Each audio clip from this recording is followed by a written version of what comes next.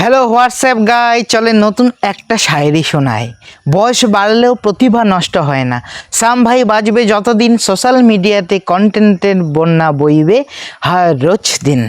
Hello আমার প্রিয় দর্শক শ্রোতারা, যারা ভাবছো ফেসবুকে কন্টেন্ট বানাচ্ছ, যারা আর্নিং করছো, প্লাস হচ্ছে যারা আর্নিংটাকে শেয়ার করছো, সকলের সাথে ভিডিও তৈরি করছো, সেই জিনিসটা আর করবে না, সাবধান হয়ে যান। সাডেনলি কি হয়েছে, সঞ্জয় বাগচি নামে এক ক্রিয়েটর, যার প্রোফাইলের মধ্যে স্ট্রাইক আছে। স্ট্রাইকটা দিয়েছে কে? এটা হচ্ছে হ্যাকারদের দেওয়া একটা স্ট্রাইক দেওয়ার পরে জানতে পারা যায় যে তার ভিডিও থেকে তার কাছে 1 লাখ টাকা ধার্য করেছে। আমি ভিডিওটা স্ক্রিনে দিয়ে দিচ্ছি, সেখানে ওর সঞ্জয় বাগচির পুরো ভিডিওটা দেখো, তাহলে বুঝতে পারবে। একটা মাত্র কপিরাইট স্ট্রাইক আর চলে গেল আমার সমস্ত কিছু, মানে সমস্ত সেটআপ আছে, শুধু একটা স্টার সেটআপ, তাও একটা লিমিটেড। এটা করেছে কারা? হ্যাকাররা স্ট্রাইক মেরে দিয়ে আমাকে মেসেঞ্জারে কল করেছে, কল করে বলছে 1 লক্ষ টাকা দিতে হবে তবে স্ট্রাইক তুলবো। কিন্তু আমি হইলাম গিয়ে ছাপোষা গরিব মানুষ, দিন আনি দিন খাই।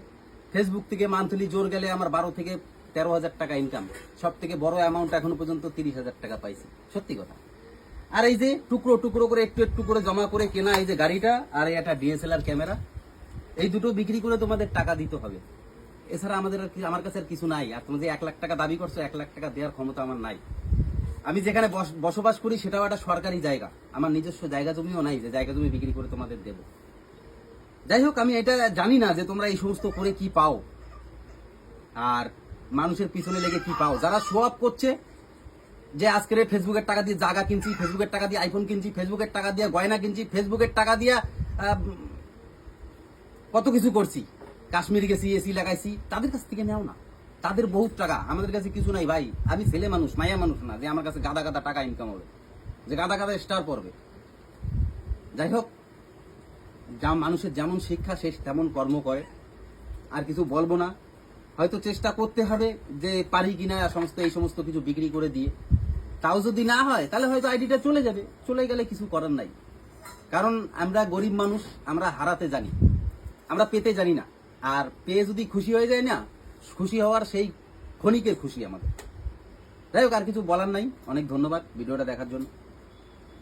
যেটা হবার সেটা তো হয়েই গেছে। আর এজন্যই বলছি যে তোমরা কখনোই তোমার যে আর্নিংটা হচ্ছে সেটা সবার সাথে শেয়ার করার কোনো দরকার নেই, এটা করবে না। এত টাকা পেয়েছি, বাড়ি বানিয়েছি, গাড়ি কিনেছি, হোটেলে গিয়ে ডিনার করলাম, বিয়ার খাইলাম, এসব দেখানোর কোনো মানে নেই। এসব দেখাবে না, নাহলে তোমাদের হ্যাকারদের নজরে পড়তে লাগবে। আর এই বার্তাটা সকলের, যত ক্রিয়েটর রয়েছে সকলের জানা উচিত। সো এই ভিডিওটা আমি এজন্যই করছি যে সবাই সচেতন হয়ে যাও। তো চলো, টাটা।